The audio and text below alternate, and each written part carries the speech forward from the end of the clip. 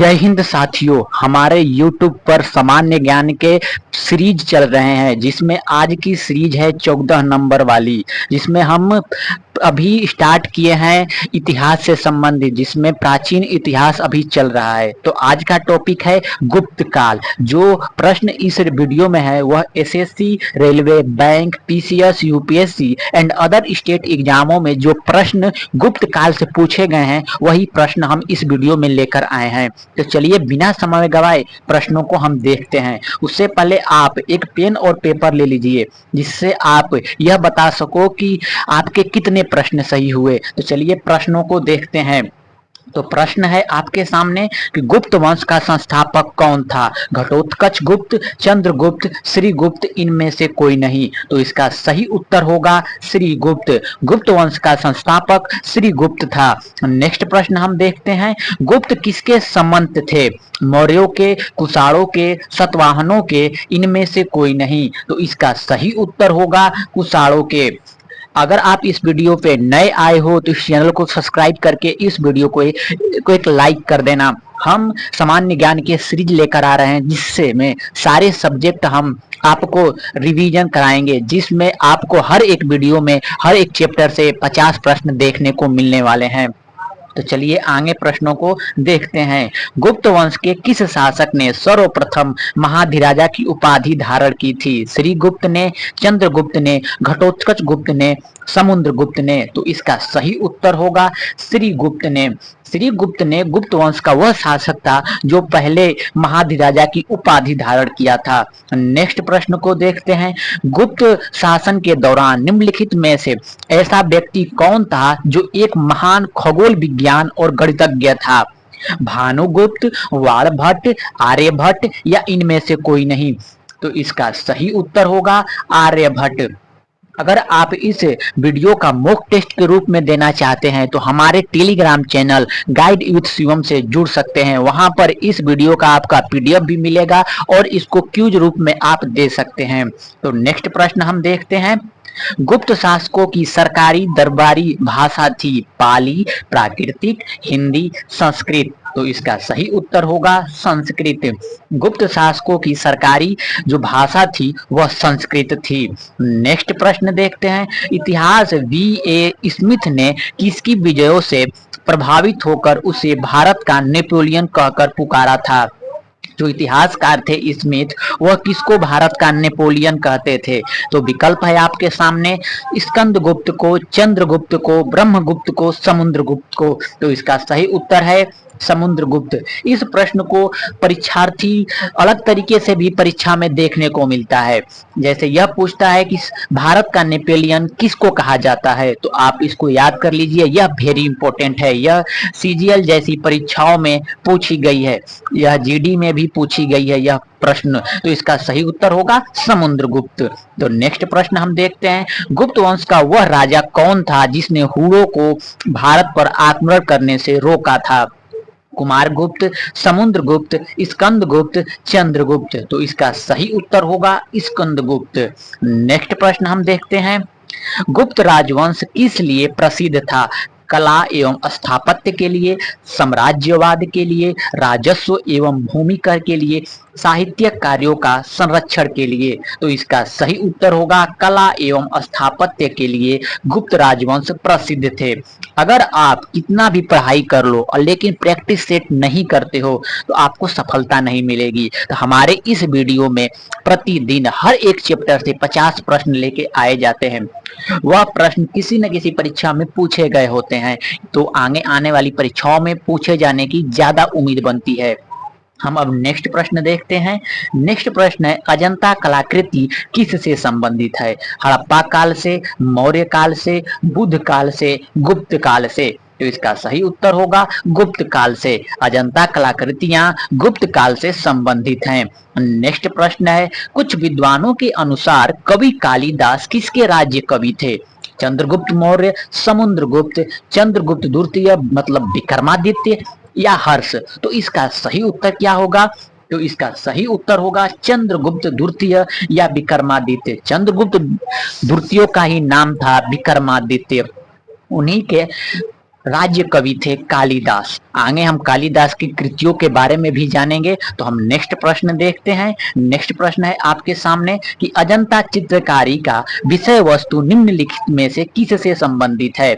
जैन धर्म, बौद्ध धर्म, वैष्णव मत या शैव मत? तो इसका सही उत्तर होगा बौद्ध धर्म। जो अजंता जो गुफा है उसमें चित्रकारी किस धर्म से संबंधित है, इस प्रश्न में आपसे पूछ रहा है, तो इसका सही उत्तर होगा बौद्ध धर्म से संबंधित है। हम नेक्स्ट प्रश्न देखते हैं। उत्तर गुप्त युग में जो विश्वविद्यालय प्रसिद्ध हुआ था वह था कांची का, तक्षशिला का, नालंदा का, वल्लभी का? तो इसका सही उत्तर होगा नालंदा का। नेक्स्ट प्रश्न हम देखते हैं।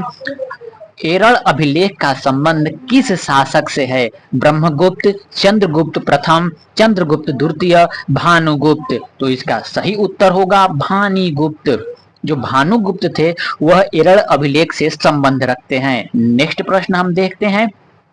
फाहियान किसके शासनकाल में भारत आया था? यह वेरी इंपॉर्टेंट प्रश्न है। यह बहुत सारी परीक्षाओं में यह प्रश्न बार बार रिपीट होता है। तो आपका विकल्प है चंद्रगुप्त प्रथम, अशोक, हर्षवर्धन, चंद्रगुप्त द्वितीय? तो इसका सही उत्तर होगा चंद्रगुप्त द्वितीय। जो फाहियान था वह चंद्रगुप्त द्वितीय से संबंधित था, उसी समय भारत वह आया था। नेक्स्ट प्रश्न देखते हैं। भारतीय संस्कृति का स्वर्ण युग गोल्डन एज था मौर्य काल, राजपूत काल, चोल काल या गुप्त काल? तो इसका सही उत्तर होगा गुप्त काल। इतिहासकारों द्वारा भारतीय संस्कृति का स्वर्ण युग गुप्त काल को कहा जाता है। बहुत सारी परीक्षाओं में स्टैटिक जीके से संबंधित बहुत ज्यादा प्रश्न पूछे जाते हैं। अभी आगे आपको एमटीएस की परीक्षा लगने वाली है, जीडी की परीक्षा लगने वाली है, बहुत ही जल्द यूपीएसआई की वैकेंसी आने वाली है। तो अगर आप हमारे चैनल पर पहले से ही स्टैटिक जीके के हर एक टॉपिक से 50-50 प्रश्नों की एक वीडियो उपलब्ध है, साहित्य, नृत्य, खेल, हर एक चैप्टर से, तो आप जाकर अभी देखें। तो नेक्स्ट प्रश्न है। फाहियान कहाँ का निवासी था? भूटान का, अमेरिका का, चीन का, बर्मा का? तो इसका सही उत्तर होगा चीन का। जो फाहियान था वह चीन का निवासी था। नेक्स्ट प्रश्न देखते हैं। सेतु बंध का रचनाकार प्रवेरेशन द्वितीय किस वंश का शासक था? शक का, कड़व का, वाकटक का या सातवाहन का? तो इसका सही उत्तर होगा वाकटक का। जो सेतु बंध का रचनाकार प्रवेरेशन द्वितीय था वह वाकटक का वंशज का था। तो नेक्स्ट प्रश्न हम देखते हैं।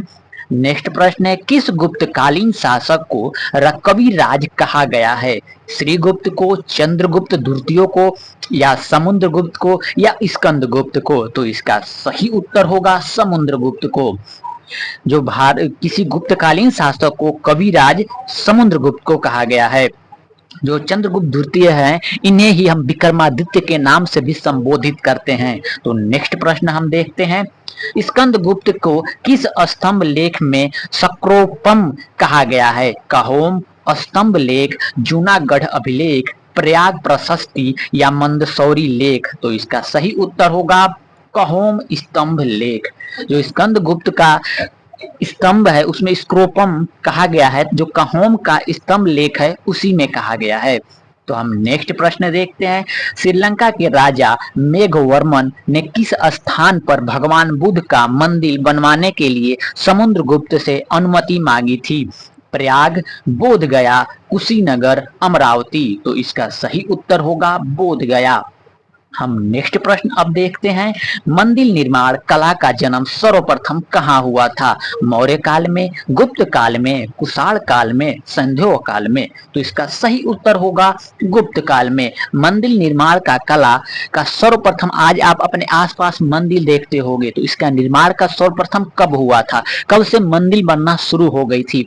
हम नेक्स्ट वीडियो भी लाएंगे आगे कि मंदिर कितने प्रकार के बनाए गए हैं। हमारे पहले से ही वीडियो में उपलब्ध है कि मंदिर कौन सी मंदिर कहां पर है, आप जाकर उसे देख सकते हैं।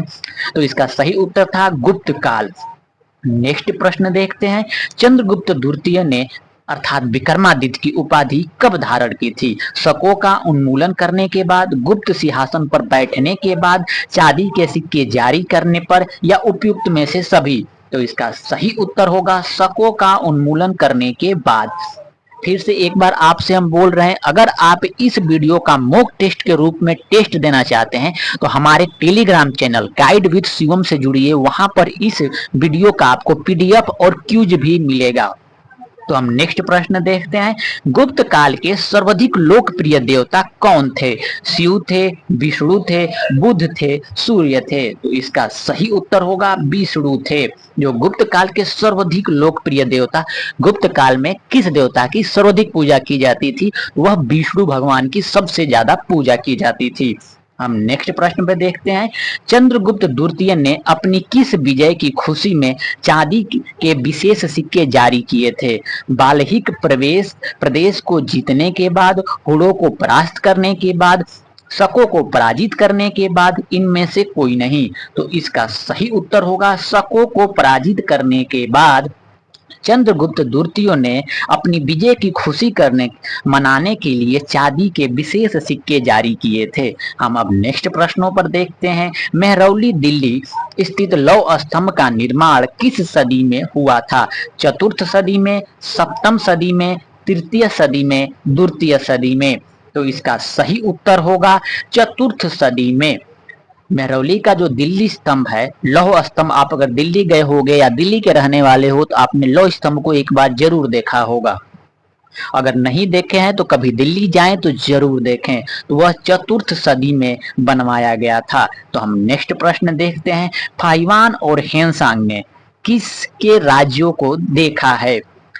विकल्प है आपके सामने, चंद्रगुप्त मौर्य एवं हर्ष एवं चंद्रगुप्त विक्रमादित्य, चंद्रगुप्त विक्रमादित्य एवं कृष्णदेव राय, या विकल्प डी है चंद्रगुप्त विक्रमादित्य एवं हर्षवर्धन।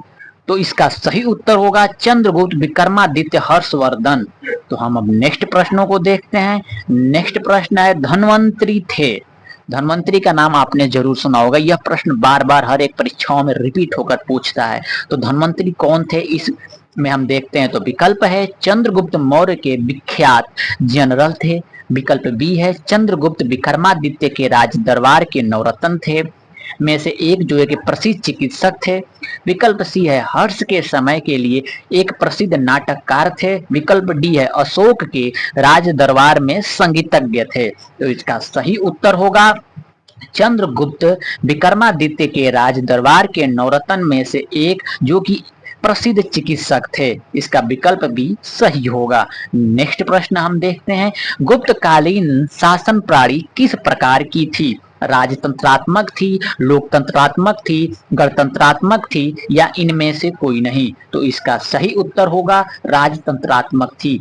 अगर आप इस वीडियो पे नए आए हो तो इस वीडियो को सब्सक्राइब करके इस वीडियो को एक लाइक कर देना। हम इतिहास के, भूगोल के, अर्थशास्त्र, विज्ञान के हर एक चैप्टर से 50-50 प्रश्नों का प्रैक्टिस सेट प्रतिदिन लाते रहते हैं, जिससे आप पढ़े हो उसका प्रैक्टिस हो जाएगा यहाँ पर। और हाँ, अगर आप इसका टेस्ट देना चाहते हो, इसका पीडीएफ चाहिए आपको, तो हमारे Telegram channel guide with Shivam से जुड़िए। हम अब नेक्स्ट प्रश्न देखते हैं, फाइवान द्वारा रचित ग्रंथ फोकुओं की में निम्न में से किसका विवरण नहीं मिलता है?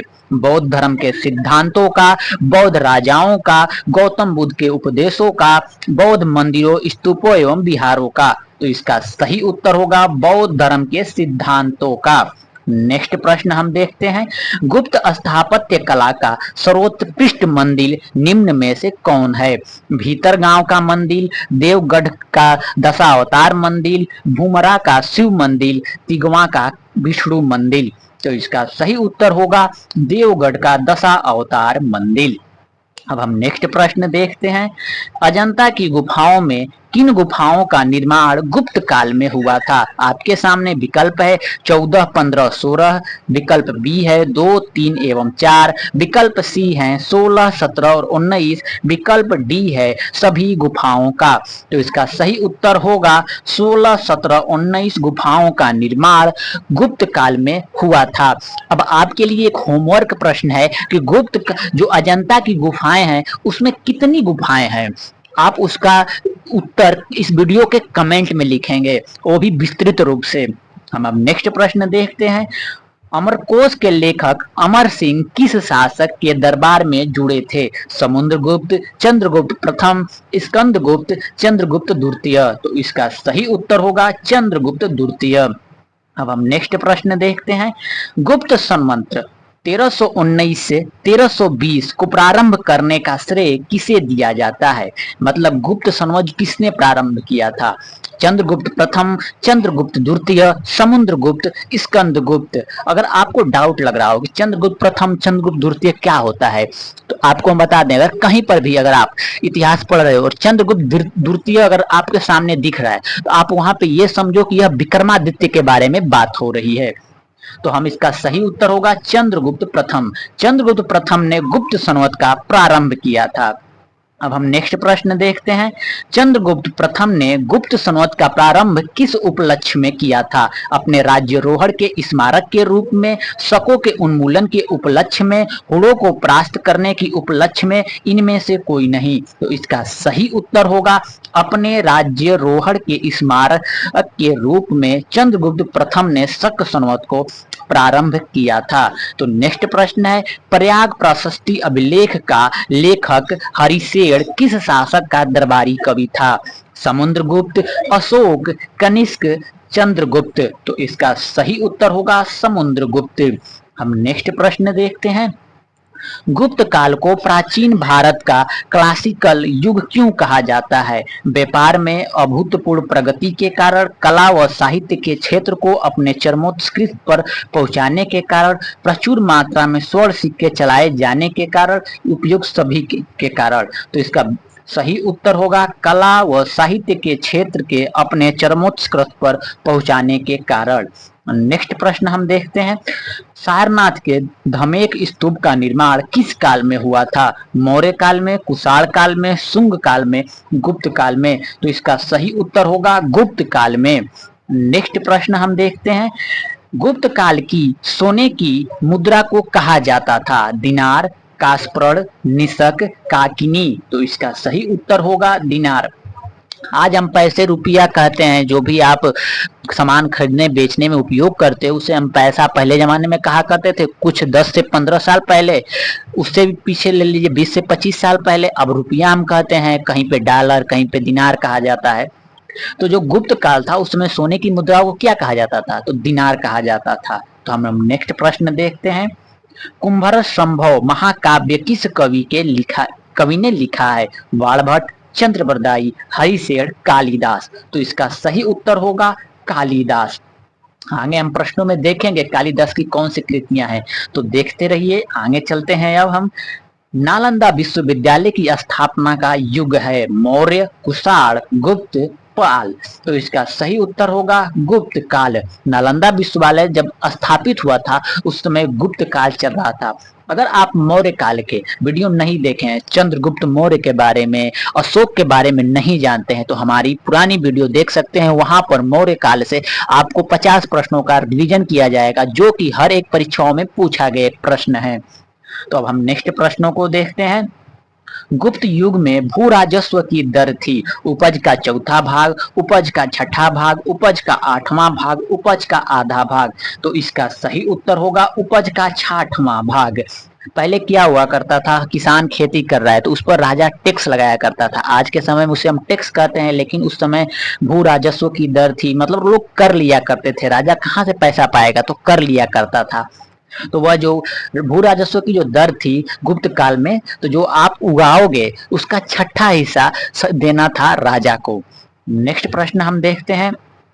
नगरों का क्रमिक पतन किस काल की एक महत्वपूर्ण विशेषता थी? गुप्त काल, प्रतिहार काल, राष्ट्रकूल, सातवाहन युग। तो इसका सही उत्तर होगा गुप्त काल। नगरों का क्रमिक पतन किस काल के कहा जाता है? तो गुप्त काल में एक विशेषता है। तो नेक्स्ट प्रश्न हम देखते हैं।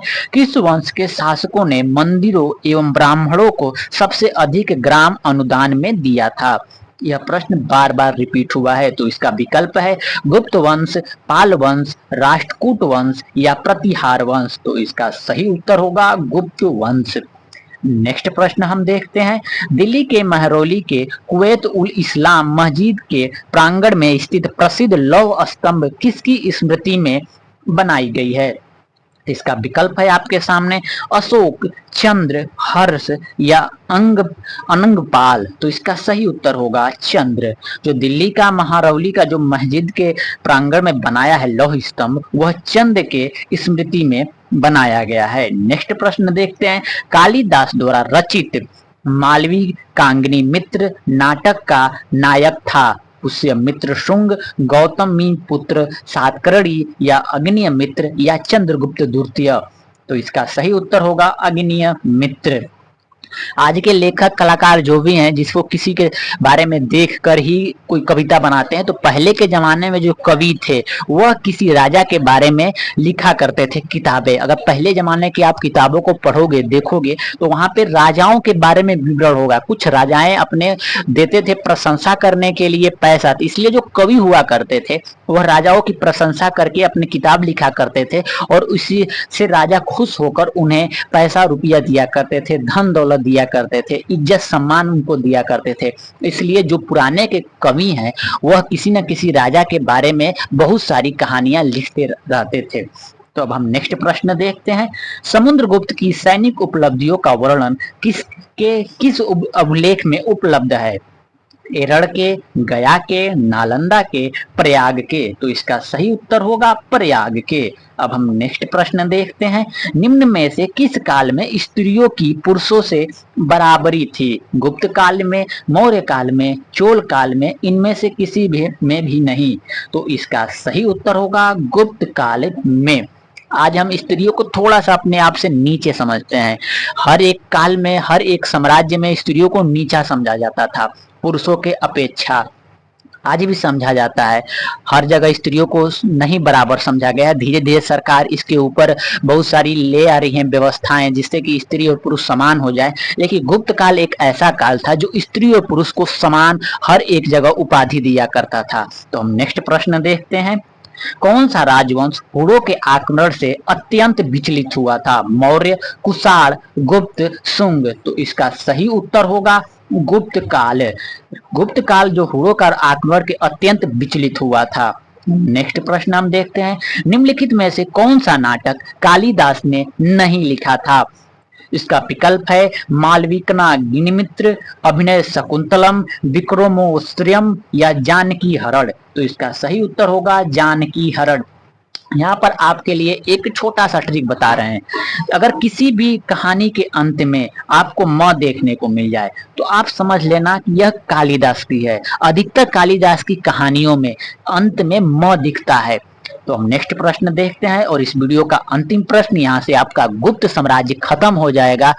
अगर हम अब अगली वीडियो लेके आएंगे एक अलग चैप्टर से, कोई नए चैप्टर से। तो नेक्स्ट प्रश्न है, अजंता गुफाओं के सारीख जैसी गुफाएं मध्य प्रदेश में कहां पर है?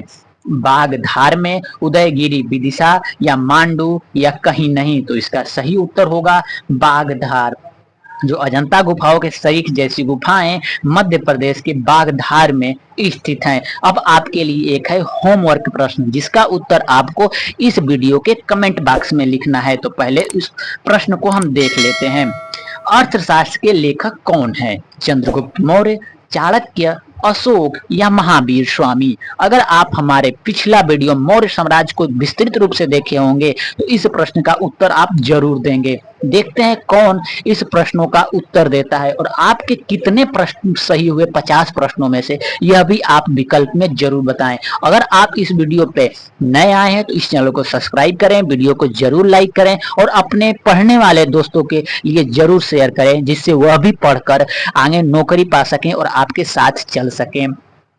फिर मिलते हैं हम अगली नेक्स्ट वीडियो के साथ। जय हिंद, जय भारत।